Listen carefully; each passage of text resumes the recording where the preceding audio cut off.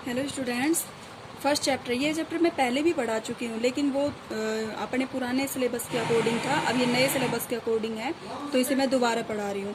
Sources of food, भोजन के स्रोत। तो देखो, भोजन के स्रोत में फूड वैरायटी।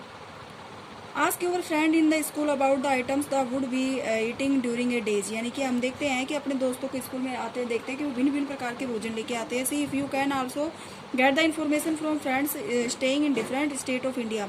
तो हम जैसे कि हम जानते हैं कि भाई बहुत सारे बच्चे होते हैं जो अलग अलग स्टेट से होते हैं, और अलग अलग स्टेट का जो भोजन होता है वो अलग अलग ही होता है। Latest the items the tables. तो there seem to be so much variety in the food that we eat. That are the food items made of. Think about rice cooked at home. We take raw rice and boil in water. Just two material of ingredients are needed to prepare if dish of the boiled rice.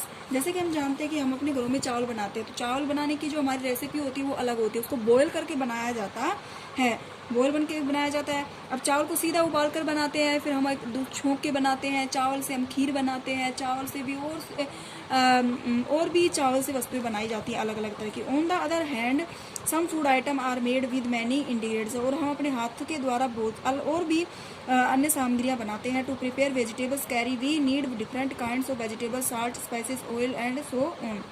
और हम इस चावल को जो होता है अलग अलग तरीके से भी उसके अंदर, मान लीजिए वेजिटेबल कैरी नीड उसके बनाते हैं, तो उसके अंदर वेजिटेबल की जरूरत होती है, साल्ट की, स्पाइसी मसालों की, ऑयल की, और भी बहुत सारी वस्तुओं की आवश्यकता होती है।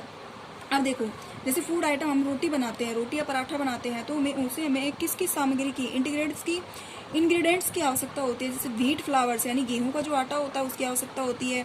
वाटर और बटर, भाई पानी के अंदर आटे को गूंथना पड़ता है और बटर उसमें लगाएंगे तभी तो पराठा बनेगा। अब दाल बनाने के लिए हमें किस किस इंग्रेडिएंट्स की आवश्यकता होती है। पल्सेज, यानी सबसे पहले तो दाल ही चाहिए होती है, उसके बाद साल्ट होना चाहिए, ऑयल होना चाहिए, वाटर होना चाहिए, स्पाइसेस एंड वेजिटेबल्स होनी चाहिए। तो देखो, नेक्स्ट हमारा है फूड मटेरियल एंड सोर्सेज, भोजन के स्रोत। We know the sources of some of the ingredients are fruits and vegetables for instance। यानी कि भोजन बनाने के लिए हमें बहुत सारी सामग्रियों की, फ्रूट्स की और सब्जियों की आवश्यकता होती है। They come from plants. ये हमें क्या, पादपों से प्राप्त होते हैं। What are the sources of rice of wheat, यानी कि चावल से और गेहूं से बनने वाले स्रोत जो हैं वो कौन कौन से हैं।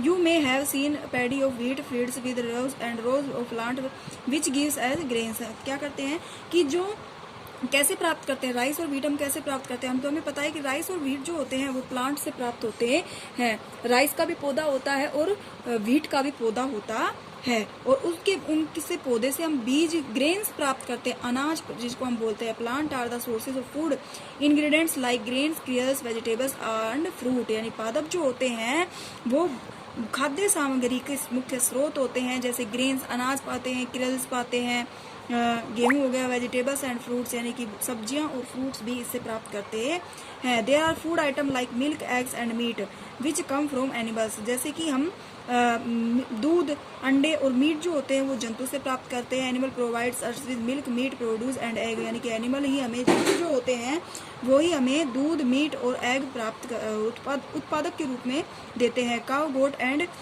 Buffalo are some common animals which give us milk.